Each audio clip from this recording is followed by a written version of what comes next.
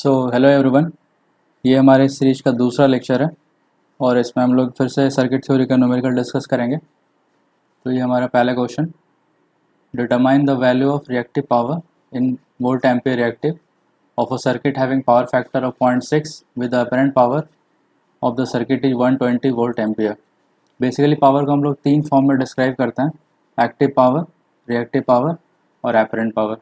ये active power का formula है VI cos phi। इसका जो यूनिट होता है ये वॉट रहता है।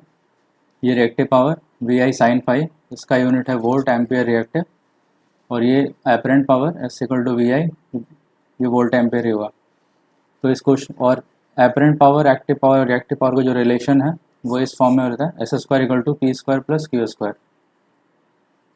इस क्वेश्चन में रिएक्टिव पावर की वैल्यू पूछ रहा है, तो यहाँ पे बेसिकली Q का वैल्यू पूछ रहा है और इसमें दे रखा है अपरेंट पावर, मतलब अपरेंट पावर S का वैल्यू दे रखा है 120 वोल्ट एम्पियर। Q पूछ रहा है, हम लोग पहले P निकाल सकते हैं। तो P का जो वैल्यू होता है वो VI cos phi।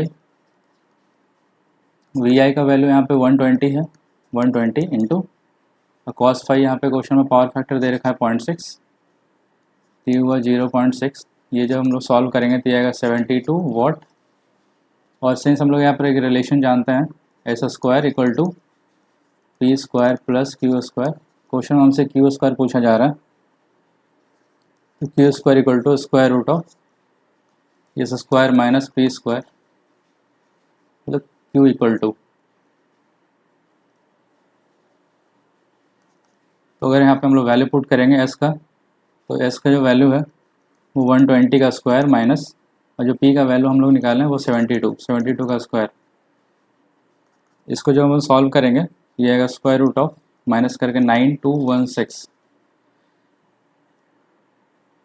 अब आप देखो एक चीज़ यहाँ पे, स्क्वायर रूट ऑफ 9216, सिंस यहाँ पे यूनिट डिजिट 16 है तो या तो ये यूनिट डिजिट 6 होगा या 4 होगा। ऑप्शन बी तो नहीं हो सकता, ऑप्शन ए भी नहीं हो सकता। अब 84 है, 90 का स्क्वायर रूट कितना होता है? 90 का स्क्वायर जो होता है वो 8100 होता है। ये इससे ज़्यादा है, मतलब आंसर 96 होगा। तो इसका आंसर यहाँ पे 96 आएगा। Next question, a coil is bound with 50 turns, N का वैल्यू यहाँ पे 50 है। कॉइल मतलब बेसिकली यहाँ पे ये कॉइल हुआ, मतलब ये इंडक्टेंस की बात कर रहा है। एन की वैल्यू 50 है और करंट का जो वैल्यू दे रखा है वो है 8 ampere. Produces of flux of 200, flux का वैल्यू 5, 200 इंटू 10⁻⁻6, क्योंकि माइक्रोवेबर है। Calculate the inductance of the coil. तो इंडक्टेंस का जो फॉर्मूला होता है L = N∅/I।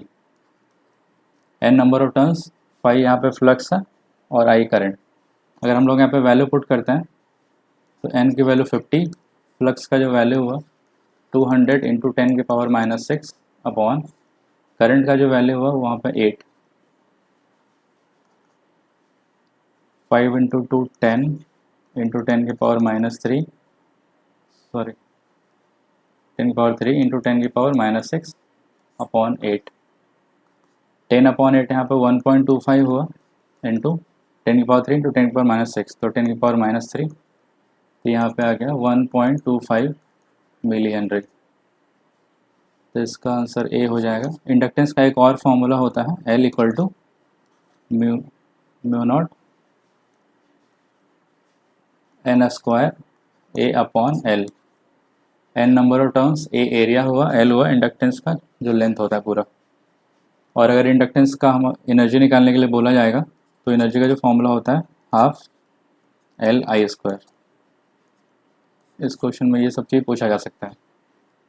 अगला question, dash is the measuring unit of inductive susceptance. Reactance को हम लोग X से डिनोट करते हैं, चाहे वो इंडक्टिव रिएक्टेंस हो या कैपेसिटिव रिएक्टेंस, दोनों का जो यूनिट है वो ओम होगा। और यहाँ पे पूछा है इंडक्टिव ससेप्टेंस, तो ससेप्टेंस को बेसिकली हम लोग B से डिनोट करते हैं और वो 1/X होता है। इंडक्टिव रिएक्टेंस या कैपेसिटिव रिएक्टेंस दोनों ओम में, और ससेप्टेंस जो हुआ वो 1/रिएक्टेंस होता है, तो 1/ओम तो बेसिकली ये मो हुआ।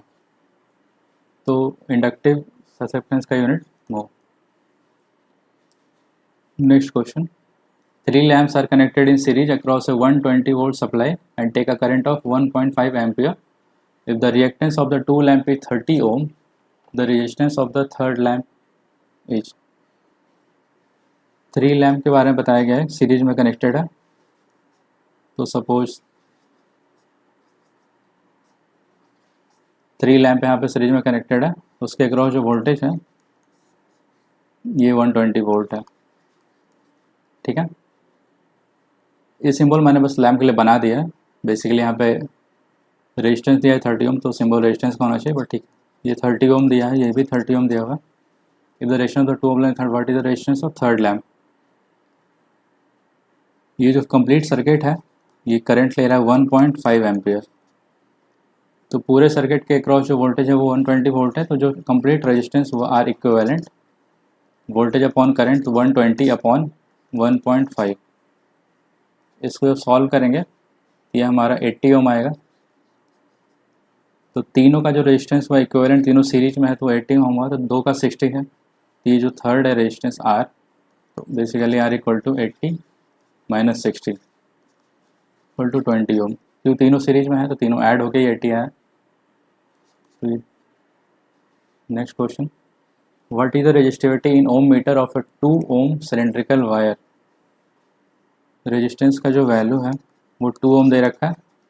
when the length and diameter of the wire are 10 metre and 0.4 metre respectively.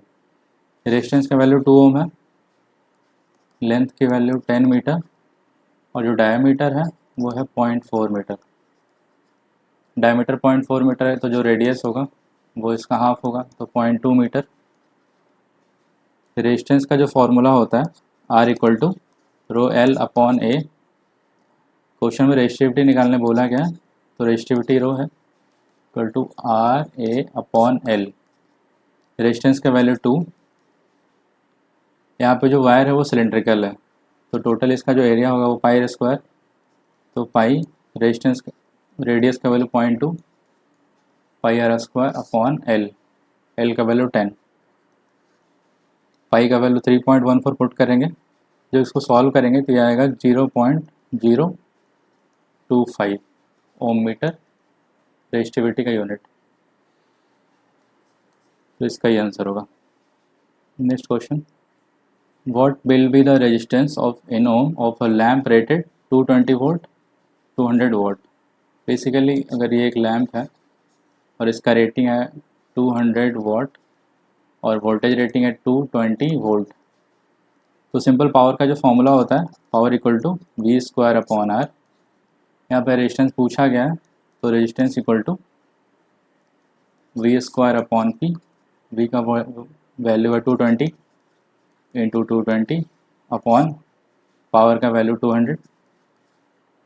ये 2 से 2 गया,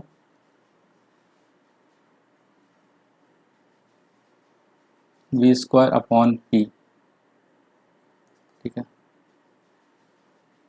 तो 22 का स्क्वायर 484 अपॉन 2, बेसिकली 242 ओम। इसका आंसर डी होगा। पावर का और भी फॉर्मूला होता है V इंटू आई, और पावर का फॉर्मूला होता है आई स्क्वायर आर, और यहाँ पे वी स्क्वायर अपॉन आर एक है। नेक्स्ट क्वेश्चन, ऐसा unit of magnetic flux. Magnetic flux को हम लोग फाई से डिनोट करते हैं। इसका जो ऐसा यूनिट हुआ ये होता है वेबर।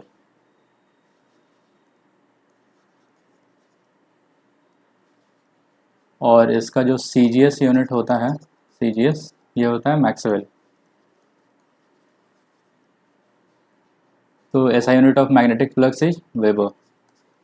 और magnetic flux density, magnetic flux density, इसको हम लोग B से डिनोट करते हैं।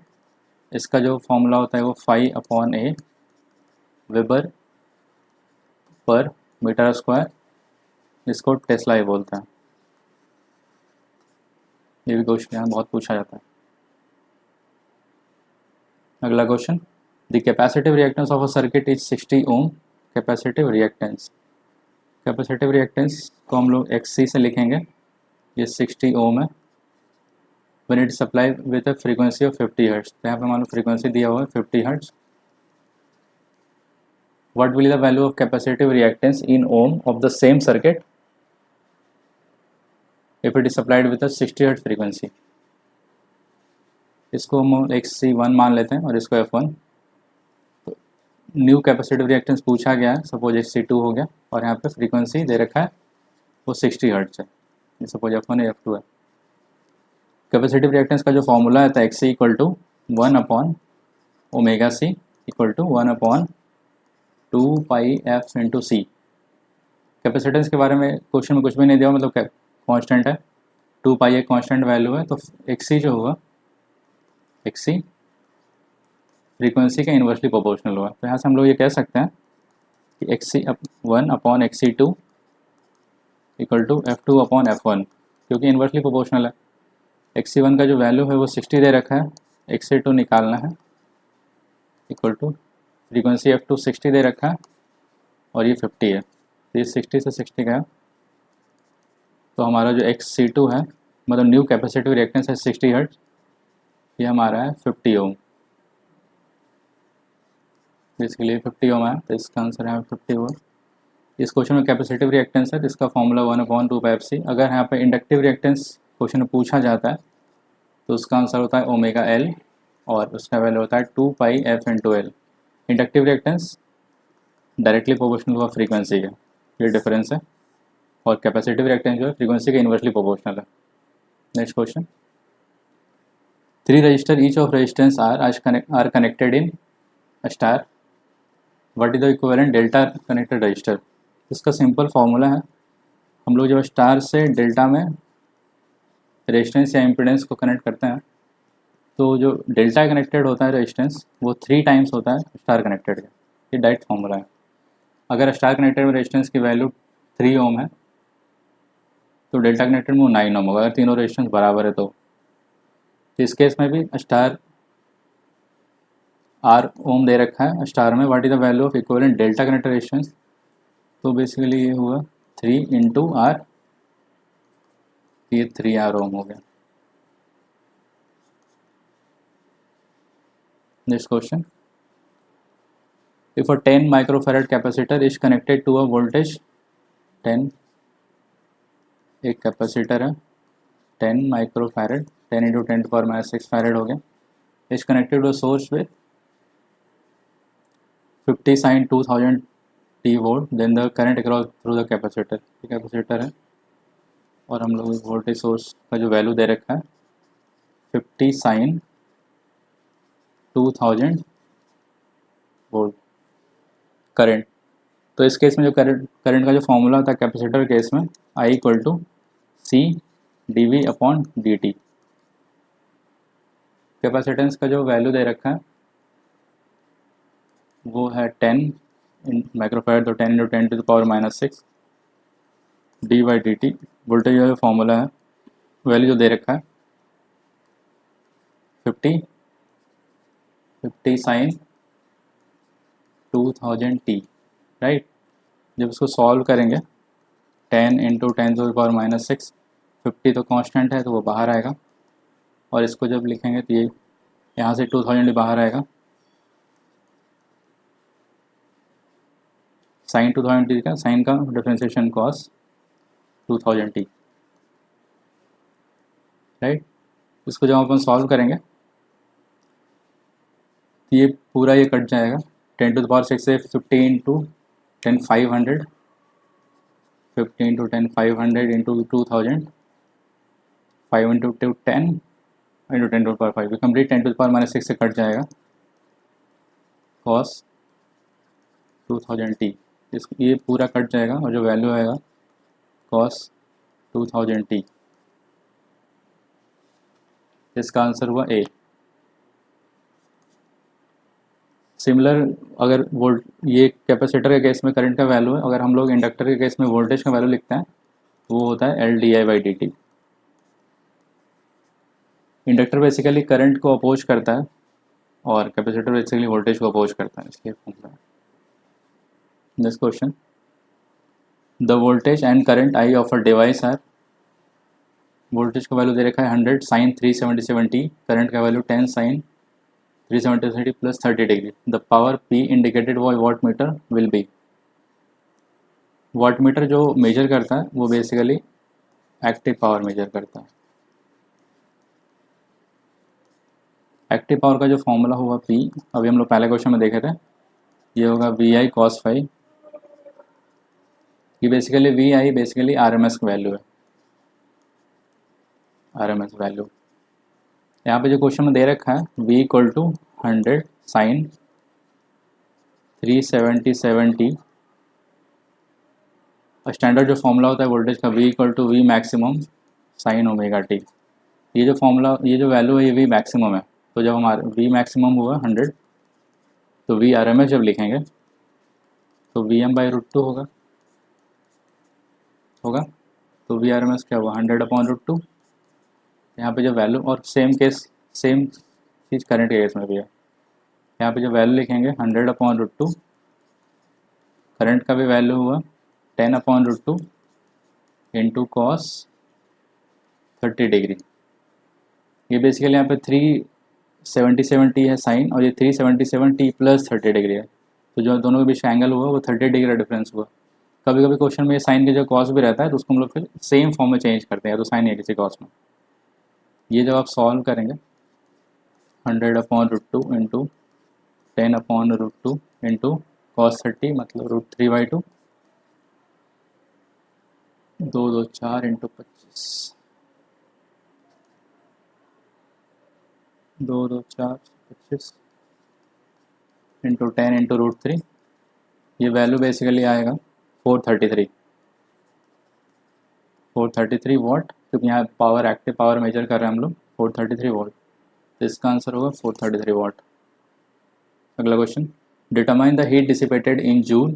हीट का जो फॉर्मूला होता है यूनिट जूल में होता है, पूछा गया through conductor of 10 ohm resistance.